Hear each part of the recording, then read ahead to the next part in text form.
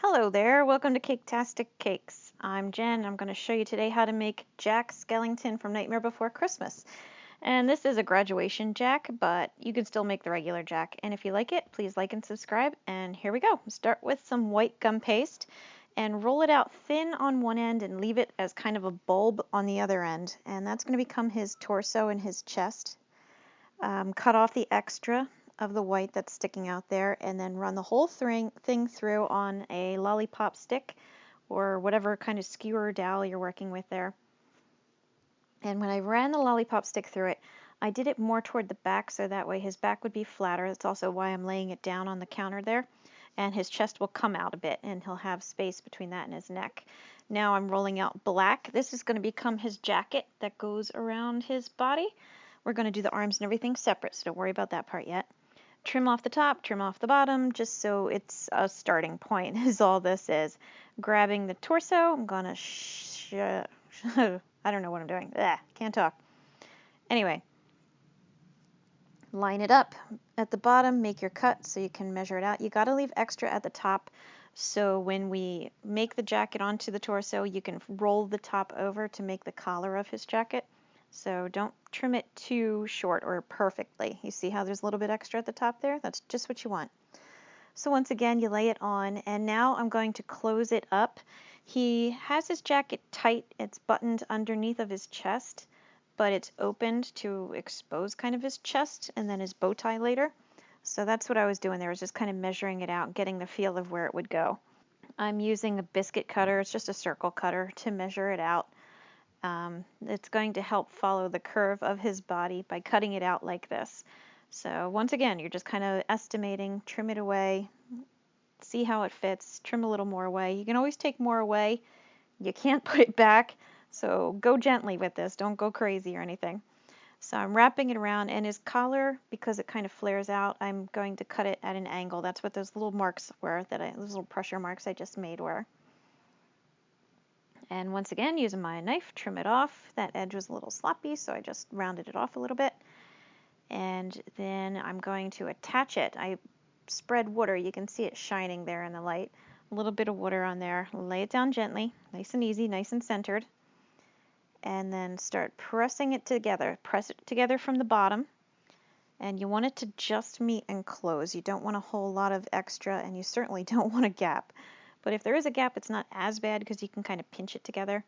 I'm adding a little bit more water around the edges because I want the jacket to sit against him, and I didn't want to add too much. Too much water will end up with it leaving black smudge marks on your white. Now I'm using a pair of scissors, and I'm trimming out the edge of his collar. So I cut a wedge there, and I'm going to cut a triangle, a little triangle piece out. Because of the way his collar is, it has that, I don't know what you call it, divot or something in it. So that's going to give it that effect right there. And try to match it up on the other side as best you can. And do the same thing. Cut another little triangle wedge out in order to give him that collared look that has the piece missing. And once you get the piece cut out, trim around the collar. Any extra that you have out of the way, trim it off, and you will be good to go. And you can already see how the collar kind of folds down. I'm just going to fold it down a little bit and then press it into place. These are 2 8-inch lollipop sticks. These are going to become the arms and the legs. I don't use I don't use toothpicks in my gum paste because I don't want any little kids getting hurt, so I use lollipop sticks. Some people are comfortable with it. I try to avoid it, but this is how I roll here, so there you go. These are going to be the arms and legs, like I said. I take the 2 8-inch sticks and put marks in them halfway and then cut them in half. So now I have 4 even-sized pieces that I'm going to be working with. And cut them again. There we go. These are just some, I don't know, wire cutters or something I found. All right. The arms are what I'm bending first. I'm going to bend them almost in the center, a little bit further than center, and then you're going to bend it a little bit at the top too. Those top bends are going to be where the shoulders go into the body, and then you have the forearm and the upper arm and the elbow bend. Roll out your gum paste, the black, nice and thin. Thread it on up the stick as best you can, and then you start trimming off the excess. He is super skinny, our buddy Jack, so we're going to try to make his limbs as scrawny as possible. So what I'm doing is I'm pinching and pulling all the extra gum paste to one side of the lollipop stick. And then using my knife, I'm going to trim off as much of the extra as I can.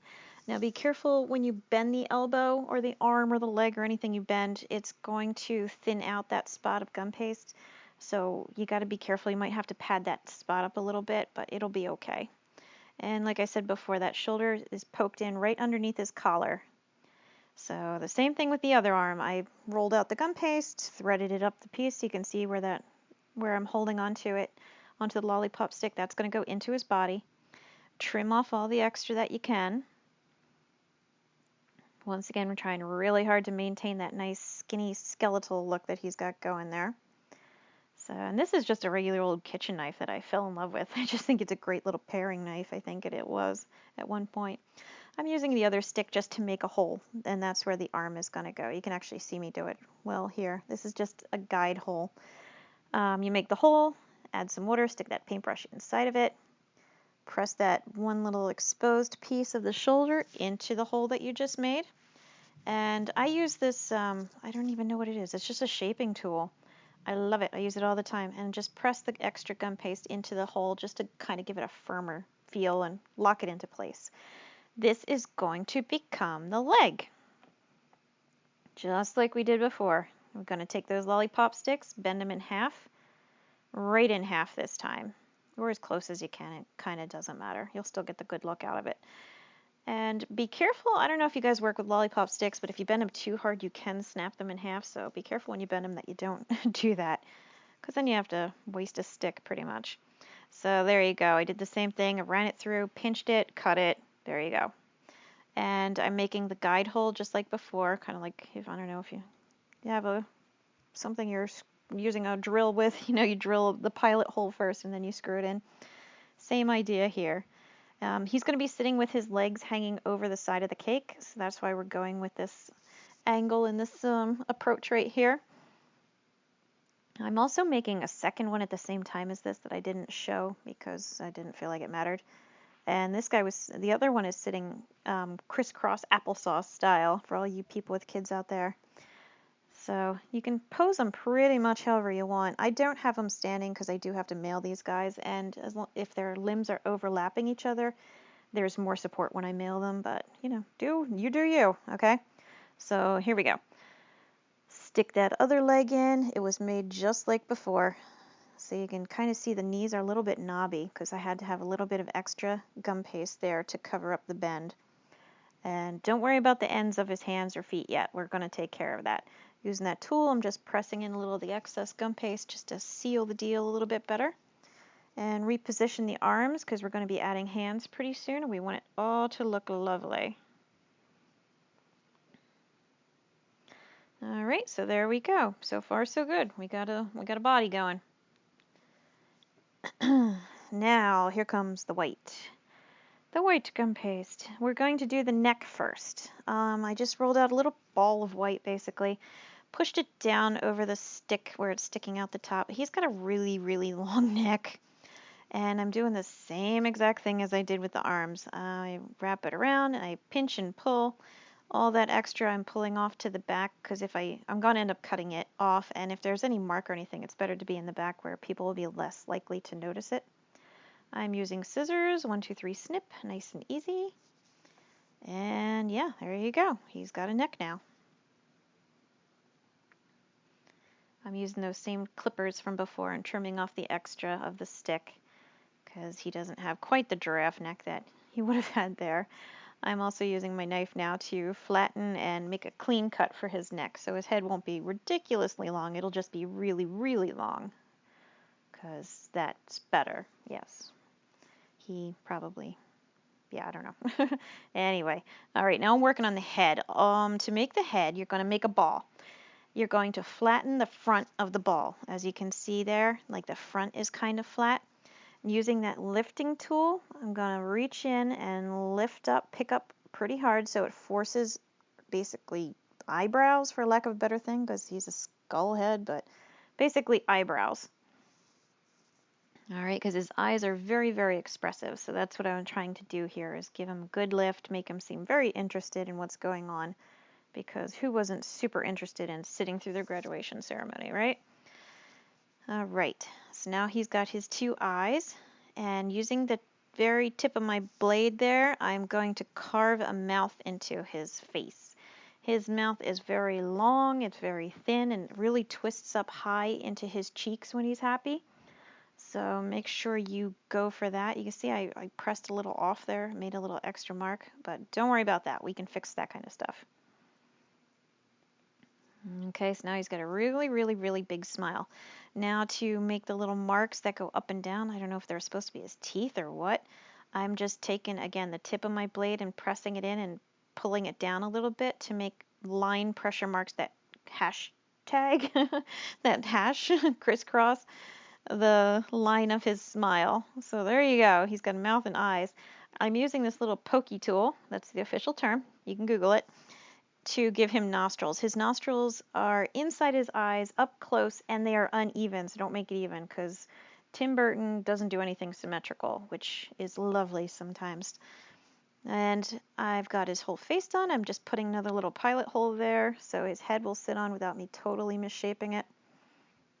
When you press his head on, you're going to put a little bit of water on the neck, of course, and then press his head on. It's going to change its shape a little bit, and you're just going to have to reshape it. Go press it nice and gentle and do what you need to do. Okay, this is going to become his hands. His hands are white and they're bony and thin, so it's hard to make them, but I do my best. So here we go. I'll show you what I did. Okay, you're going to cut out a rectangle first. Roll out your gum paste pretty thin, but you got to be able to have it, workable. So not crazy thin. You're not going for paper thin here. And once you get your two kind of rectangles there, cut off a wedge at an angle. You see how that one is kind of flared out to the right?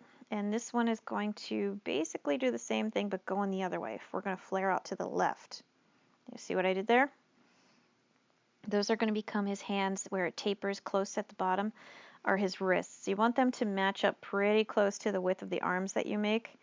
Otherwise, he's going to have like giant Muppet hands or something, and they won't look as good.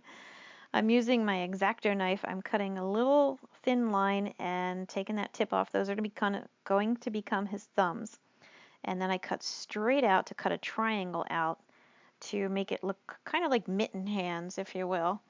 And once you get your little mitten hands, then you're going to cut a line right down the middle, and then one to each side, because he actually does have 5 fingers. He's one of the few cartoon characters that has the right number of digits on their hands. I'm trimming the index finger, a little bit shorter, because his middle finger is going to be the longest. The pinky finger gets a little trim, and the ring finger gets a little trim. All right, so keep those little details in mind. Tim Burton may be asymmetrical, but he is anatomically close to details. Okay, so there you go. You got your little hands there. Now to attach him, I'm going to have his hands kind of in his lap. So make sure you put the correct hand on the correct arm, people. You don't want someone with a broken hand and like the thumb coming out the wrong way. So attach the hand first. I kind of bend it around the wrist of the arm there. And I'm going to use the blade to press little lines on his hands to indicate the bones, like the little separation of the bones. So I'm going to put on his fingers where his knuckles would be, on his thumb, and a couple on his hand that just go up and down to indicate bones.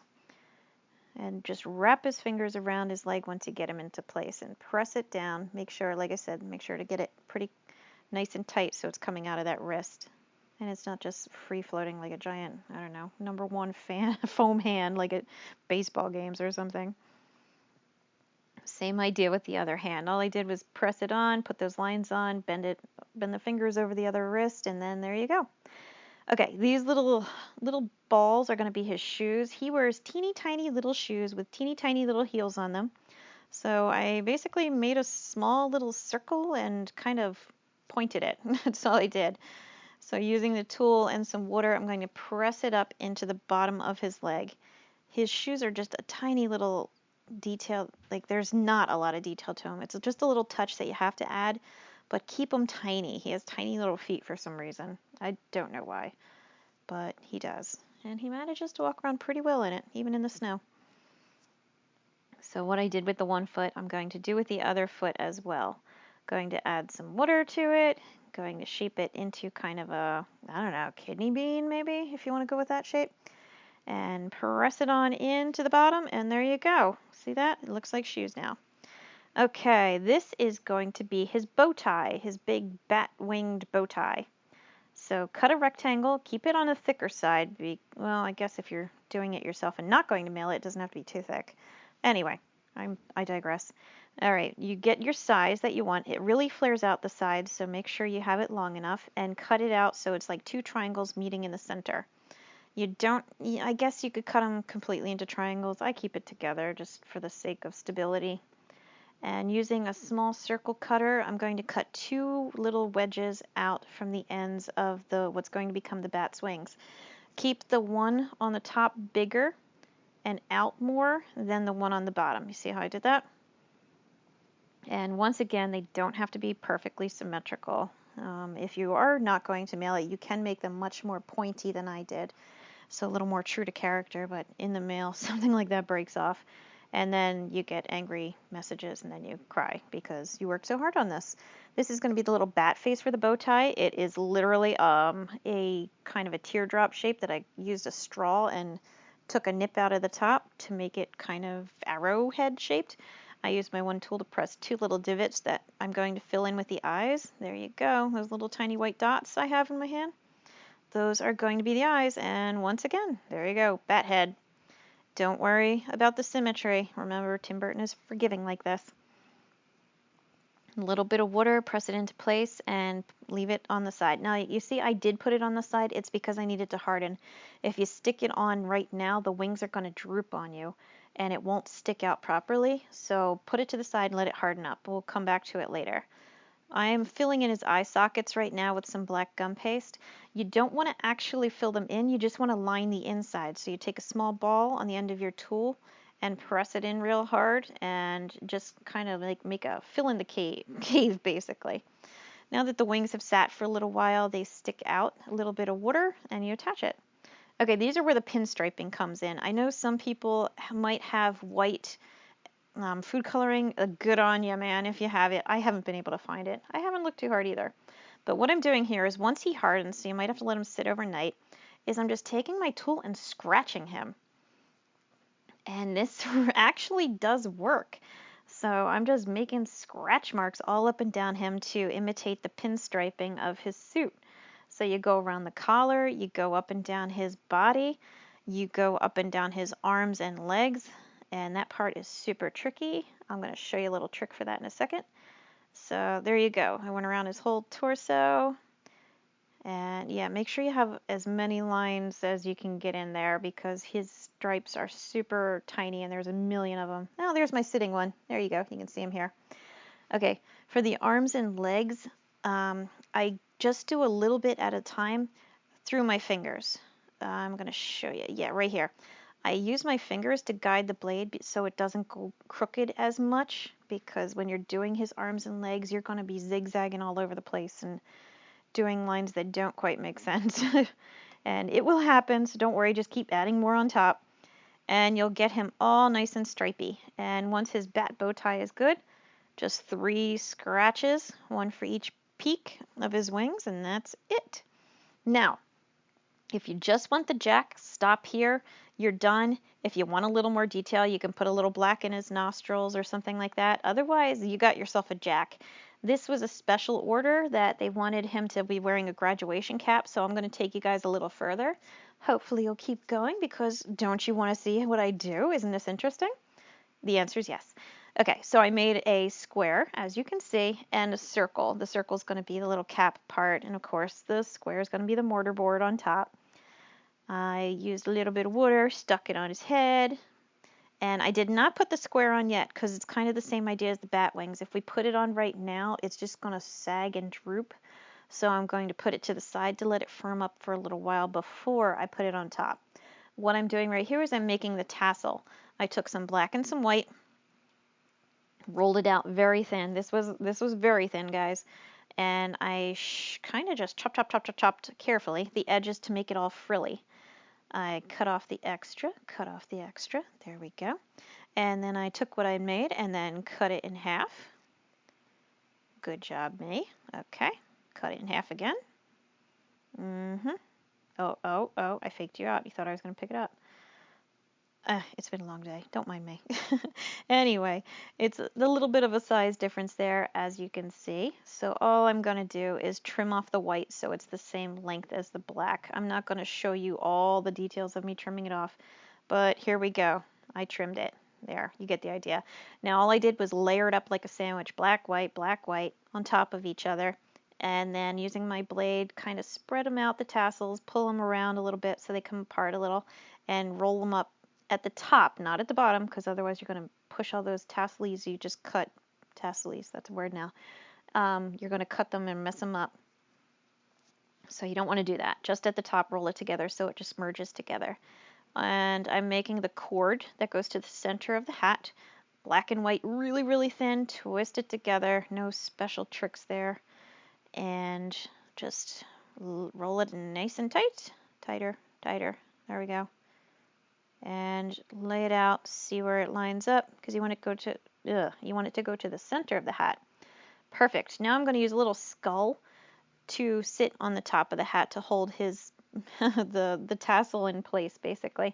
I rolled it out thin, made a small circle, and then using that straw, I'm going to cut 2 little nips off of each side, and that's already starting, if you can imagine, a skull shape right there. So I'm just going to round off the edges. That bottom piece I'm touching is going to be the jaw. I put 2 little black dots and 1 little black one for eyes and a nose. And I made a little bit of a mark to indicate teeth. You're going to see it in just a second, don't worry. And I forgot to add the water, so there you go. And then I place it on just so. Isn't that lovely? And once the hat is dried, add a little bit of water, plop it right on top, and there you go. He is ready for his graduation. Isn't that nice? It's spooky, it's festive, it's Jack, it's Nightmare Before Christmas. It's great. All right, hopefully you liked it. Please like and subscribe. Check out my other Nightmare Before Christmas videos and my other videos, and I'll catch you later. Thank you very much. Bye-bye.